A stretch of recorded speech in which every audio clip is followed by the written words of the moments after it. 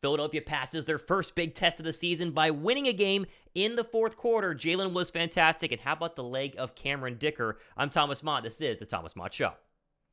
What's up, guys? Thomas Mott here. Welcome into the Thomas Mott Show, seconds after Philadelphia has officially gone to 5-0. Yes, trying to get this show up as quickly as possible for you guys to go ahead and hopefully enjoy a fantastic Sunday evening where Philadelphia is the remaining lone undefeated team at 5-0 as they beat the Arizona Cardinals 20-17. There's a lot to break down here, but in the end, it was a mistake by Kyler Murray and the leg of Cameron Dicker that was the difference maker in this ball game. And let's just say, how about that 8-9 minute drive by Jalen Hurts? What a fantastic fourth quarter clock-eating drive. The play calling was fantastic. The running game was really, really good. And Jalen Hurts, when he needed to be great, was fantastic. Philadelphia, again, wow, this was the game. We're going to break this all down here on the Thomas Mott Show, and then, of course, get to our NFL scores. Dallas next week, man. It's Dallas week. It's officially Dallas week, okay? We'll talk about that here in just one second. First, if you like the Thomas Mott Show, smash that thumbs up button. You know it helps the channel and the show grow, and be sure to subscribe down below as well.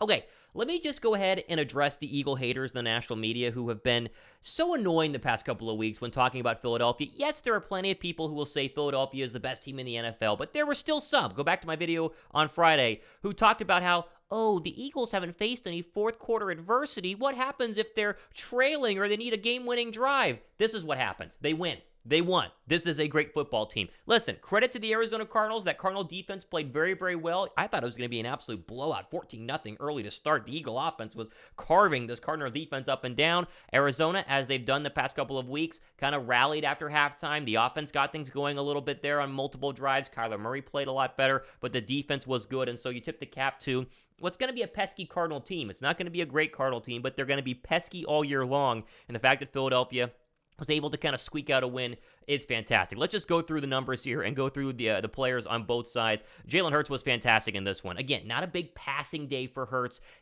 He's doing a really good job taking whatever the defense gives him. You know, early on in this game, he was throwing the football, getting a lot of touches to, Devontae Smith and A.J. Brown on that first drive. And then into the second half, it was the running game that opened up. Philadelphia, it seemingly wasn't going well at the beginning, but you finished with 33 carries for 139 yards. Hurts not making the big mistake. That one almost interception was kind of a bad throw, but overall, again, he was fantastic. 2 rushing touchdowns on the ground. He now has more rushing touchdowns through his first 25 starts as an NFL quarterback than any player in NFL history. He surpassed Cam Newton in that category with his second one today. He's the real deal, and I don't know how many more weeks it'll take until the last remaining Jalen Hurts haters are gone from this world, but you should be gone right now. I'd say 99% of the fan base is a believer. I'm a believer. He was really good on that final drive whenever he needed to be to get them in a field goal range. As always, great job by Jalen Hurts. Miles Sanders, you'd like to see him eating there, especially on that final drive. I guess I get the mixing up the runs with Kenneth Gainwell. I just want to pound the rock a little bit more consistently. It does seem like sometimes on certain drives they get away from it a little bit, but for $139 on the ground, your number one rushing team continues to be really good. I said in the show when we went live earlier this morning that it was going to be the Dallas Goedert show, and sure enough, it was. 8 catches for 95 yards, a couple of really big catches. That third down in the final drive was huge. His run after catch, he's the best tight end to do it in the National Football League. The yards after catch, I should say, have been fantastic. And Devontae Smith, the Slim Reaper, not only was he grabbing everything except that one drop when he went down to his knees. Got to fix that, Devontae. Still, we love you. Either way, he was really good in this one. The way he absorbs hits on those quick screens where he gets 10 yards and gets blasted by Budda Baker is really impressive. A.J. Brown was quiet in this one, and I know that the Cardinals were really focusing in on him. That's why Smitty had 10 catches, but you'd like to see A.J. Brown keep getting focused in on, especially after how good he was on those first couple of drives. And then finally, you go to the defense. This was a great defensive performance. You're going to see some people tomorrow try to rip on the Eagles defense a little bit because they did let the Cardinals back in this one, but let's just be honest. The defense holding Kyler Murray to 17 points is really well done, and Kyler really didn't run around that much, 4 for 42. James Conner was decent, but, not that great. Overall, this defense is playing very well. If you have a critique, it's that for whatever reason, in the third and fourth quarter, Jonathan Gannon went to his shell coverage, went to his soft coverage, I guess not wanting to give up the big play to Marquise Brown, which is fair, but you do think that, if it's third down and 4, let's not play 10 yards off. This was the knock all season last year. This year, they've gotten much better at it, but that would be my one critique there of the Eagle defense is that kind of soft coverage when you don't need to late in football games. But it all comes down to really facing adversity and overcoming it. Now, Philadelphia could have lost this game, and we could have been upset about it, and I would have been. Trust me, I would have been. But overall, you could have shrugged it off and been like, you're 4-1, you're fine. But the fact that Philadelphia, after going up 14-0, letting the Cardinals march all the way back and tie this football game, they have to put together a drive to win. And this is what everyone in the NFL keeps asking for. They put together an absolute monster drive there in the fourth quarter. How long was this drive? I got to look it up. This was a 17-play, 70-yard drive that ate up 8 minutes. 8 minutes. Oh, and by the way, the kicker, who had never kicked in an NFL game, in an actual NFL game, Cameron Dicker, credit to you, buddy, because you were fantastic. Did not miss an extra point, did not miss any field goals, and of course hits the clutch one there to go ahead and win it. Kyler, that final drive, the slide was, he's going to get ripped for that in the Cardinal media world, but who cares? Because he's a Cardinal, and we're focusing in on the Philadelphia Eagles. This is a big win. They go to 5-0, and the momentum hopefully can continue to build because you have a massive game next week, and you have a massive game against the Dallas Cowboys that we're going to talk about here in just 1 second. First, though, I do want to mention the Landon Dickerson injury. He was in and out of the lineup. The offensive line as a whole is very banged up right now. I think he's going to be okay. We know it's a lower leg, probably an ankle injury. And again, he was in and out of the lineup. Not like he was done for the entire game after halftime, but it is something to keep an eye on, and we'll keep you up to date here on the Thomas Mott Show throughout this week.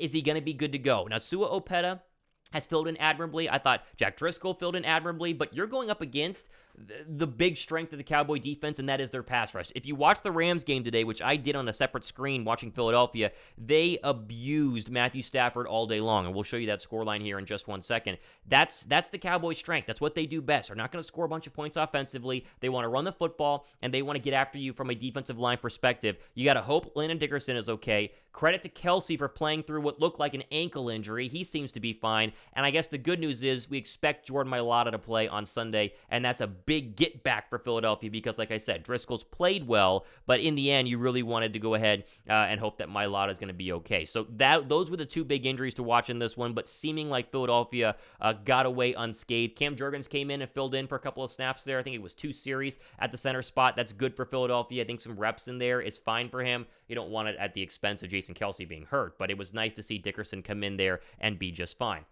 The final critique is going to be these slight lulls that Philadelphia has offensively, and it's not bad. And again, the Cardinal defense, you can make the argument they are pretty good. 20 points will get the win, whatever. Couple of drives there, though, where you're like, you'd like to see more of what you saw in the first 2 drives later on in the football game. This is probably what you're going to see for, a lot of the games going forward. If Philadelphia's not going to blow out everybody, they're probably not going to blow out the Cowboys. You got to win close ones, and getting one under your belt against the Cardinals is absolutely fantastic. Okay, I do want to go ahead and take a look at all these other games that took place today, really focusing in on the Dallas Cowboy game here. Listen, the Cowboy defense is legit, and this is not a Cooper Rush knock, but they're not winning because of Cooper Rush. Rush is not turning the ball over, which is very important right now for Dallas, but they're running the ball as Pollard had a big one for a touchdown. They're playing great defense, early strip sack for a touchdown, a block punt. They are beating you other ways than offensively, and so for Philadelphia Eagle fans getting ready for this one, you got to play sound football. You got to play really sound football, protect Jalen Hurts, and do what you do best. If they do all of that, they should beat Dallas, because yes, they're 4-1, but I think Dallas is not a very good 4-1 football team, or they're not a 4-1 football team that should really make Eagle fans nervous. Maybe I'll eat my words. Maybe next Sunday night you're going to go in front of the national audience and lose, and that's possible. But I think Philadelphia is built to beat this Dallas Cowboy team, especially if Dak is not able to play, because Dallas, you take 7 off the board, they only score 15 points against the Rams. I mean, literally only 15. Philadelphia's going to score more than that. They should be able to win that game. 49ers played very well in their second half, or their late afternoon matchup against the Panthers. They win 37-15. This continues to be, to me, the big threat in the NFC for Philadelphia. It's the San Francisco 49ers. That defense is suffocating. It's really, really, really good.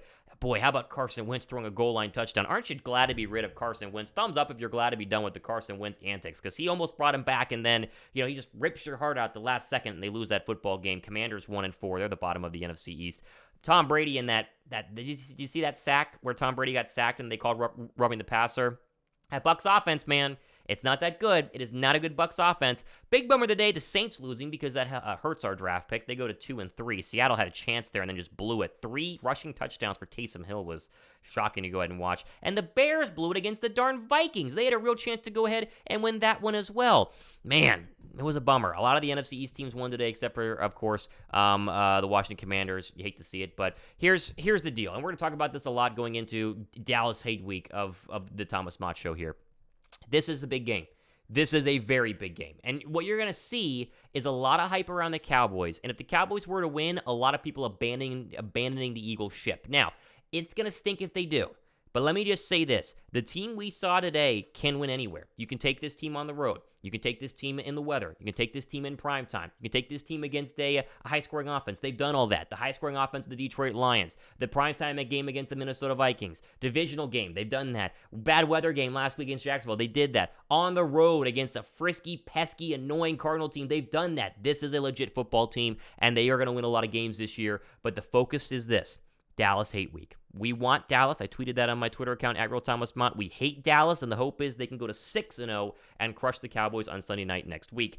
Plenty more Thomas Mott shows starting with tomorrow morning. So, again, thumbs up and subscribe. I appreciate you guys here following the National Football League and the Eagles. Go Birds, baby. I'm pumped. They got that win. They survived the scare. The Eagles are 5-0. I'm Thomas Mott. That is the Thomas Mott Show.